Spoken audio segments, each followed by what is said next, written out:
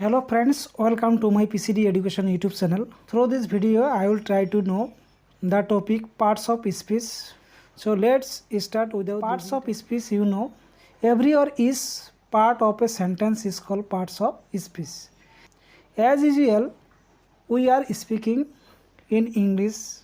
Every sentence has some parts and each parts is called parts of speech. So parts of speech অসমীয়াত যাক আমি কি বুলি কওঁ পদ প্ৰত্যেকটো বাক্য কি হয় কিছুমান শব্দৰে গঠিত হয় আমি সচৰাচৰ যোনবিলাক ইংৰাজী কথা পাতো এই সকলোবোৰ ইংৰাজী যিমানবোৰ কথা আছে এইবোৰ কি একোটা বাক্য আৰু বাক্যটো কিছুমান সৰু সৰু শব্দৰে গঠিত হয় এই প্ৰত্যেকটো শব্দকে কি বুলি কোৱা হয় পাৰ্টস অফ স্পীচ বুলি কোৱা হয় নিশ্চয় এইখিনিলৈকে আপোনালোকে বুজি পাইছে যে পাৰ্টস অফ স্পীচ কাক কয় বাক্যৰ প্ৰত্যেকটো ইংৰাজী বাক্যবোৰ লিখতে যিবোৰ শব্দ ব্যৱহাৰ কৰা হয় ইহঁতৰ প্ৰত্যেকটো ভাগক একোটাকৈ পাৰ্টস অফ স্পীচ বুলি কোৱা হয় উদাহৰণখিনি চালে আপোনালোকৰ আৰু বেছি ক্লিয়াৰ হ'ব যেনেকৈ ইয়াত এটা উদাহৰণ দিয়া হৈছে the watch is on the table প্ৰত্যেকটো ওয়াৰ্ডক একোটা নাম দিয়া হৈছে আৰু প্ৰত্যেকটোকে কি বুলি কোৱা হয় পাৰ্টস অফ স্পীচ যেনেকৈ দাটোক আমি কি শিকিছিলোঁ article watch to noun is to verb on to preposition দাটো আৰ্টিকেল আৰু টেবুলটো কি নাউন গতিকে প্ৰত্যেকটো ওয়াৰ্ডক আমি একোটা নাম দিছোঁ আৰু প্ৰত্যেকটো ওয়াৰ্ডকে কি বুলি কোৱা হয় পাৰ্টস অফ স্পীচ বুলি কোৱা হয় আৰু প্ৰত্যেকটো পাৰ্টস অফ স্পীচৰ একোটা নাম আছে আৰু সেইবোৰ আমি পিছত পাম গতিকে এইখিনিলৈকে আপোনালোকে বুজি পাইছে দেন নেক্সট ইয়াত লিখা আছে উই হেভ লাৰ্ন আমি ইতিমধ্যে শিকিছোঁ there are 8 types of parts of speech যে কিমানটা পাৰ্টস অফ স্পীচ আছে 8টা দিছ আৰ কি এইবোৰ হ'ল নাউন অৰ্থাৎ বিশেষ্য যেনেকুৱা প্ৰথমতে ডেফিনেশ্যনটো দি লওঁ তাৰপিছত আপোনালোকৰ এইটো দি দিম যে নাউন কাক বুলি কোৱা হয় what is call noun noun হ'ব nouns are words that are used for a name or place or things or idea যেনেকুৱা Taj Mahal apple Mohan Ram Hari Sita table chair pen যিবোৰ আছে এই সকলোবোৰকে কি বুলি কোৱা হয় নাউন ঠিক তেনেকুৱা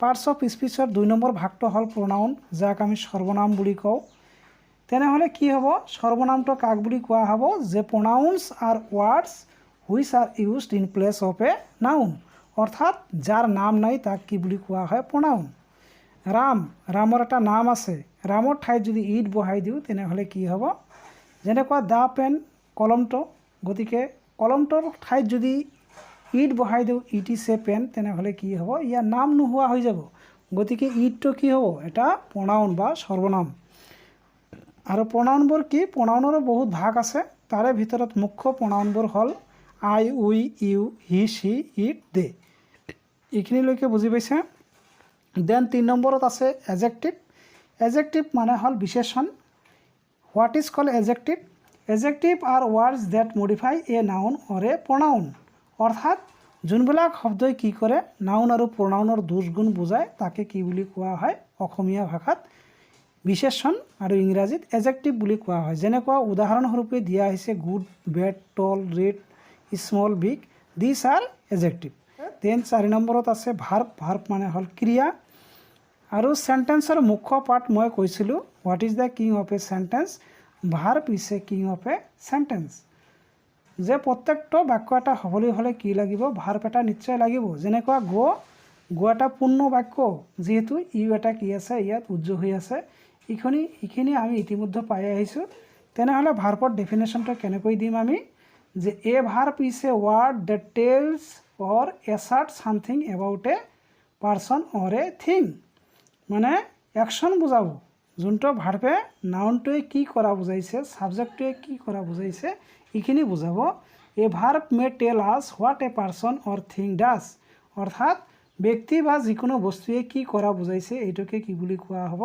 ভাৰ্ব বুলি কোৱা হ'ব যেনেকুৱা verb there are so many verbs বহুত ভাৰ্ব আছে তাৰ ভিতৰত যেনেকুৱা jump weep come go eat write climb am is are watch were this are also' verb তেনেহ'লে নিশ্চয় বুজি পাইছে তাৰপিছত আহিল এডভাৰ্ব এতিয়া ক্ৰিয়া বিশেষণ মই কৈছিলোঁ যে ইংৰাজীৰ অলংকাৰ what are the ornaments of English language তেনেহ'লে কি হ'ব adjective and adverb are the ornaments of English language adjective and adverb beautify the English language সৌন্দৰ্য বঢ়াই তোলে সেইকাৰণে এডজেক্টিভ আৰু এডভাৰ্বক কি বুলি কোৱা হয় ইংৰাজীৰ অলংকাৰ বুলি কোৱা হয় তেনেহ'লে ডেফিনেশ্যনটো আমি শিকি লওঁ যে এডভাৰ্ব কাক বুলি কোৱা হয় এডভাৰ্বছ আৰ ৱৰ্ডছ ডেট কোৱালিফাই এ ভাৰ্ব এডজেক্টিভ অৰ এনাডাৰ এডভাৰ্ব হা যেনেকুৱা কুইকলি আছে স্ল'লি আছে কোৱাইট আছে বিফ'ৰ য়েষ্টাৰডে চেলডম এইবোৰ কি সকলোবোৰ সুইটলি ভেৰি এইবোৰ সকলোবোৰ কি এডভাৰ্ব অৰ্থাৎ ক্ৰিয়া বিশেষণ কি ক'ব যেনেকুৱা he is a very beautiful boy এতিয়া বিউটিফুলটো হ'ল এডজেক্টিভটোৰ কোনে কোৱালিফাই ৰূপটো কোনে বঢ়াইছে হা বিউটিফুলৰ ৰূপটো আৰু সৌন্দৰ্য আৰু বৰ ভেৰি গতিকে ভেৰিটো কি হ'ব এটা এডভাৰ্ব অৰ্থাৎ ক্ৰিয়া বিশেষণ নেক্সট আহিল আপোনালোকৰ প্ৰিপজিশ্যন অৰ্থাৎ অব্যয় প্ৰিপজিশ্যনৰ কাক বুলি কোৱা হয় যে a preposition is word placed before a noun or a pronoun and shows the relationship of it with the other words in the sentence যে প্ৰিপজিশ্যন নাউন বা প্ৰনাউনৰ আগত বহি বাকী সেন্টেন্সৰ সৈতে এটা সম্বন্ধ তৈয়াৰ কৰে তাকে প্ৰিপজিশ্যন বুলি কোৱা হয় যেনেকুৱা in on to with after before there are so many preposition হা বিটুইন এমং আপন ইনটু বহুত আছে ঠিক তেনেকুৱা 7 নম্বৰত দিয়া আছে কনজাংশ্যন মানে সংযোজক অব্যয় এতিয়া সংযোজক অব্যয় কনজাংশ্যন মানে কি কৰে দুটা বস্তু কম্বাইন কৰে যে conjunction it is a word that joins together sentences clauses or words some example of common conjunctions are যেনেকুৱা ইয়াত দিয়া হৈছে আপোনালোকৰ এণ্ড বাট হোৱাইল বিকজ এই সকলোবোৰ কি হ'ব কনজাংশ্যন হ'ব নেক্সট আপোনালোকৰ 8 নম্বৰত দিয়া আছে ইণ্টাৰজেকশ্যন মানে হ'ল ভাৱবোধক অব্যয় কাক বুলি কোৱা হ'ব what is called interjection are words use to express emotions such as joy or sorrow' excitement surprise example of interjection are যেনেকুৱা hurray alas wow oops well hurrah ha fie what oh this are examples of interjection আৰু একেবাৰে তলত ইয়াত star mark দি লিখা হৈছে article A N D আপোনালোকে ভাবিব যে আৰ্টিকেলটো ইয়াত কিয় লিখি দিছে যে আমাৰ পাৰ্টছ অফ স্পীচ 8বিধ আমি জানো কিন্তু আৰ্টিকেলো এক প্ৰকাৰ পাৰ্টছ অফ স্পীচৰ ভিতৰতে পৰে কিয়নো কিছুমান সেন্টেন্সত আৰ্টিকেল নোহোৱাকৈ আমি সেন্টেন্স ফৰ্ম কৰিব নোৱাৰোঁ গতিকে আৰ্টিকেলো এটা পাৰ্টছ অফ স্পীচৰ এটা অংশ যদিও আৰ্টিকেল বহুত আছে আৰু বহুতখিনি আৰ্টিকেল সকলোবোৰ আৰ্টিকেলক একেলগে কি বুলি কোৱা হয়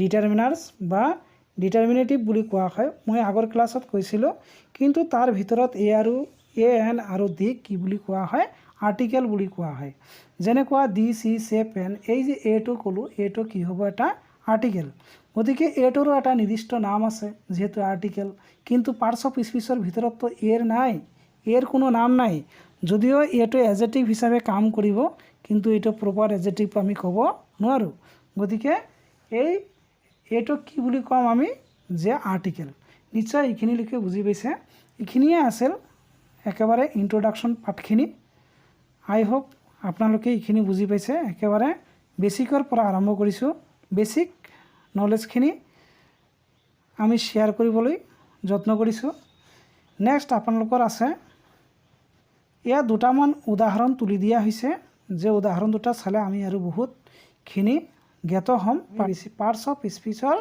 ধাৰণাখিনি এই দুটা উদাহৰণৰ ফলত আমি বেছিকৈ জনাৰ চেষ্টা কৰিম তো বলা হওক ওপৰৰ এক্সাম্পলটোত লিখা আছে wow Shi and my little girl walk to the field slowly ইয়াত প্ৰতিটো শব্দৰে তলত আণ্ডাৰলাইন কৰা আছে আৰু আণ্ডাৰলাইনৰ তলত কিছুমান নাম দিয়া হৈছে যেনেকৈ ৱাও এইটো এটা ইণ্টাৰজেকশ্যন তাৰপিছত শ্বি প্ৰনাউন আপোনালোকে ইতিমধ্যে শিকি আহিছে এনটো কি কনজাংশ্যন মাইটো এইটো হ'ল পজেচিভ প্ৰনাউন এইটো পিছত আহিব লিটিলটো এডজেক্টিভ গাৰ্লটো নাউন ৱাকটো ভাৰ্ব টুটো প্ৰিপজিশ্যন আৰু দাটো আৰ্টিকেল এণ্ড ফিল্ডটো কি নাউন একেবাৰে শেষত আছে শ্ল'লি হ'ল এডভাৰ্ব ইয়াত যিমানবোৰ পাৰ্টছ অফ স্পীচ আছে গোটেইখিনি ইয়াত লিখা আছে আপোনালোকে চেণ্টেন্সটো ভালকৈ লক্ষ্য কৰিব গোটেইবোৰ পাৰ্টছ অফ স্পীচৰ ভাগবোৰ ইয়াত পাব। চ' তলত আৰু এটা উদাহৰণ দিয়া আছে। Oh' God, slowly mother regained her consciousness and looked her small children in the Jallianwala Bagh field. ইয়াতকে হে ভগৱান, স্ল'লি লাহে লাহে মাদাৰ ৰিগেইনড মানে আগৰ জ্ঞান পাইছিল, হাৰ কনচিয়াছনেছ অচেতনৰ পৰা সচেতন হৈছিল, and looked her small children আৰু তাইৰ সৰু শিশুক চাইছিল, ইন দ্য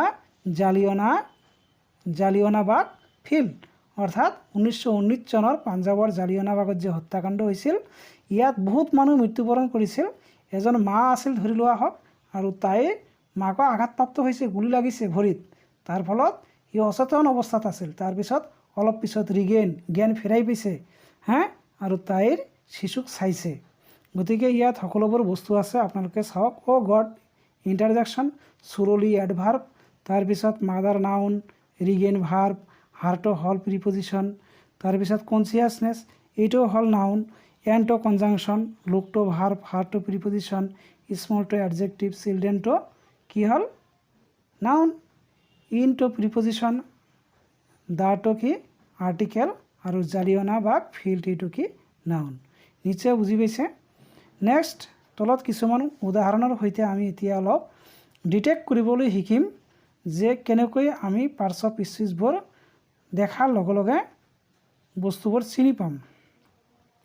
চ' প্ৰথম 1 নম্বৰ 2 নম্বৰ 3 নম্বৰ উদাহৰণটো চাই লওঁ। Akbar was a great king. আকবৰটো কি হ'ব নাউন, মানুহৰ নাম, গতিকে নাউন হ'ব। Name of a person, king এইটো ৰজা, ৰজাটো কি হ'ব নাউন। যেনেকুৱা 2 নম্বৰত আছে হি লিভছ ইন দিল্লী, দিল্লী এটা জাগাৰ নাম, গতিকে এইটো প্ৰপাৰ নাউন। তাৰপিছত 3 নম্বৰত দিয়া আছে he went to school last Friday, যোৱা শুক্ৰবাৰ স্কুললৈ গৈছিল। হিটো কাৰ কাৰণে বহুৱা হৈছে, প্ৰনাউনৰ কাৰণে। প্ৰনাউন বহুত কেইপ্ৰকাৰ আছে, 8 প্ৰকাৰ প্ৰনাউন আছে। যেনেকুৱা 4 নম্বৰত দিয়া আছে Karim is absent because he is ill, ইয়াত কি বহুৱা হৈছে এইটো প্ৰনাউন, আপোনালোকে দেখা পাইছে হি ইজ ইল। কৰিম ইজ এবচেণ্ট, কৰিম অনুপস্থিত, বিকজ হি ইজ ইল।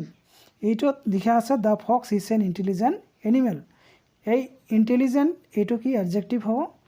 এডজেক্টিভৰ পিছত কি হ'ব সদায় নাউন হ'ব, তাৰ আগত কি হ'ব এডজেক্টিভ, তাৰ আগত কি হ'ব আৰ্টিকেল, ইয়াত এন। এইটো নিয়ম মই শিকাই দিছোঁ ইতিমধ্যে। যেন Reena is a beautiful girl, বিউটিফুলটো কি হ'ব এডজেক্টিভ। নিশ্চয় ধৰিব পাৰিছে যে নাউনৰ আগত কি বহিব এডজেক্টিভ। যিবিলাক নাউন আৰু প্ৰনাউনৰ দোষ গুণ বুজাব তাকে কি বুলি কোৱা হ'ব এডজেক্টিভ। 6 নম্বৰত দিয়া হৈছে শ্বি ছিংছ এ ৰোমান্টিক ছং, তাই এটা ৰোমান্টিক গান গাইছে, গতিকে ছিংছ ভাৰ্বৰ লগত ইয়াত যোগ হৈছে থাৰ্ড পাৰ্চন ছিংগুলাৰ নাম্বাৰ কাৰণে, এইখিনিও শিকোৱা হৈছে। গতিকে ছিংছটো কি ভাৰ্ব। তাৰপিছত সুনিতা গোজ টু স্কুল, গোজ ইয়াত থাৰ্ড পাৰ্চন হোৱাৰ কাৰণে ইয়াত যোগ হৈছে, গতিকে এইটো হৈছে ভাৰ্ব। ভাৰ্বখিনি হৈ গ'ল। যেনেকুৱা শ্বি ছিংছ ৱেল, তেওঁ ভালদৰে গান গায়, গতিকে ৱেল তাইতো গান গায়, কেনেকৈ গান গায় ভালকৈ গান গায়, গতিকে ভালটো কি হ'ব এডভাৰ্ব। দেন নেক্সট আপোনালোকৰ আছে ৰুমি কেন ডান্স বিউটিফুলি, ৰুমিয়ে কেনেকৈ ডান্স কৰিব পাৰে বিউটিফুলি, ধুনীয়াভাৱে ডান্স কৰিব পাৰে, গতিকে বিউটিফুলিটো কি হ'ব এডভাৰ্ব। নিশ্চয় বুজি পাইছে। দেন 10 নম্বৰত দিয়া আছে the mobile is on the table, গতিকে অনটো কি হ'ব প্ৰিপজিশ্যন, কাৰ আগত বহিছে নাউনৰ আগত বহিছে, এইখিনি মই কৈয়ে দিছোঁ। তাৰপিছত দি কেট ইজ আণ্ডাৰ দ্য চেয়াৰ, চেয়াৰটো কি নাউন, তাৰ আগত কি বহিছে প্ৰিপজিশ্যন আণ্ডাৰ, এইখিনি নিশ্চয় বুজি পাইছে। তেনেহ'লে এইখিনিতে ভিডিঅ'খনত এখন লাইক কৰি দিব, it's my humble request to you. ইয়াত ভাল ভাল ভিডিঅ' আপোনালোকে পাই যাব, টেনশ্যন কৰিবলগা একো নাই, অকল ধৈৰ্যৰ প্ৰয়োজন। ধৈৰ্য ধৰিলে আৰু হাৰ্ডৱাৰ্ক কৰিলে সকলোখিনি বস্তু আমি প্ৰাপ্ত কৰিব পাৰিম, এইখিনি মনত ৰাখিব। নেক্সট ইয়াত আৰু কিছুমান উদাহৰণ দিয়া আছে, যেনেকুৱা Ram and Rahim are two brothers, Ram আৰু ৰহিম দুজন ভাই ককাই, গতিকে কিহেৰে সংযুক্ত কৰা হৈছে এণ্ডৰে, এন এটা কি কনজাংশ্যন অৰ্থাৎ সংযোজক অব্যয়, এইখিনি গম পাইছে। ইয়াত লিখা আছে 3 and 3 মেক 6, 3 আৰু 3 মিলিখিনি কি হয় 6 হয়।